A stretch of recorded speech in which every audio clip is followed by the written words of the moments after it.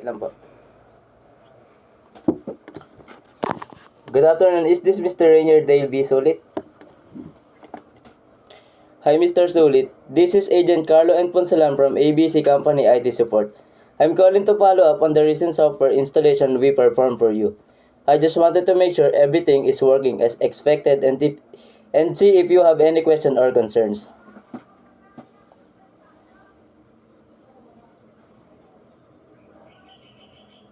I'm sorry to hear you having that issue. Freezing can happen for several reasons such as conflicts with other software, insufficient system resources, or issue with specific files. Let's walk through some troubleshooting steps to resolve it.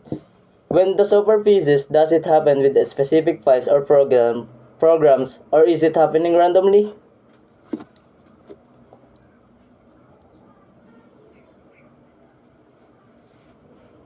Thanks for that information. It sounds like that there might be an issue with the specific files or their connection to the software. The first thing I'd suggest is checking there are any updates available for Microsoft Excel or the software you're using.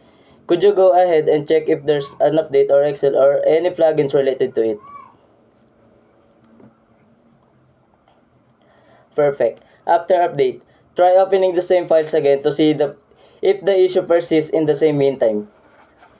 Let's also check if the software is running with the latest patches. I can walk you through checking for the software updates if you'd like.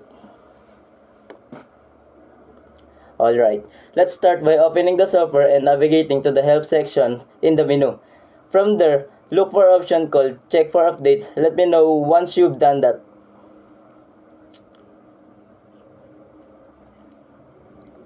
Great. Go ahead and install the update. Once that's complete, restart the software and try opening the files again. This should hopefully resolve the freezing issue.